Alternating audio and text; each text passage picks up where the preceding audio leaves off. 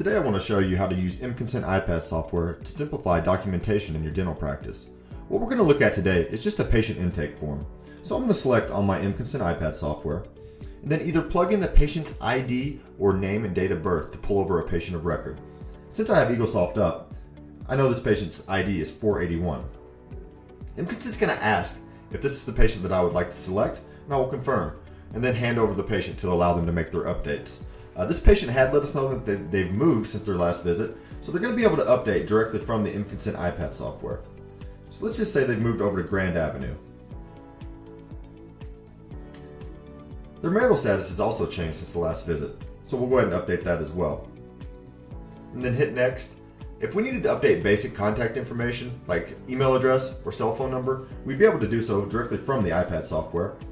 And this information would reflect in Eaglesoft. There's no need to do the data entry. So let's just change this from a Gmail to a Yahoo account as well.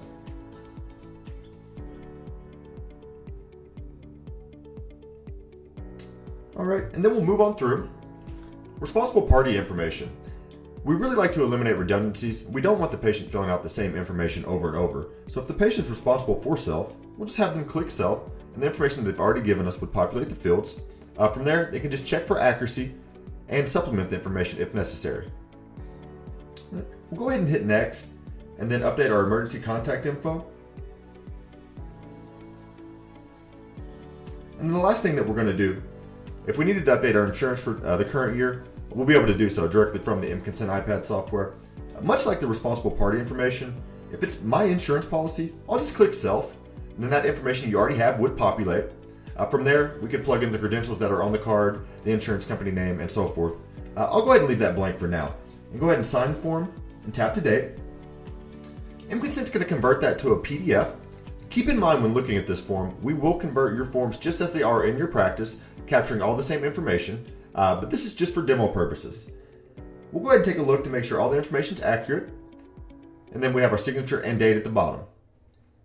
I'm going to go ahead and submit this form. Then I'm going to take a look at Eaglesoft to show you how the form came over. I have Eaglesoft pulled up on my workstation. Let's take a look now to see that the form came over right. Pull up the patient of record. First thing you'll notice, we did change the email address from a Gmail to a Yahoo.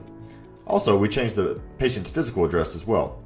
Last thing they updated was the cell phone number. Let's go into the Smart Doc to make sure the form came over properly. Most recent form submitted will be at the top. Let's scroll through here to make sure everything looks good. Alright, patient John Ginn, you see the change of address, the change of email address, then of course we have our signature and date at the bottom. mConsent makes it that easy to simplify your document management. Give us a call today if you'd like to see a full demo.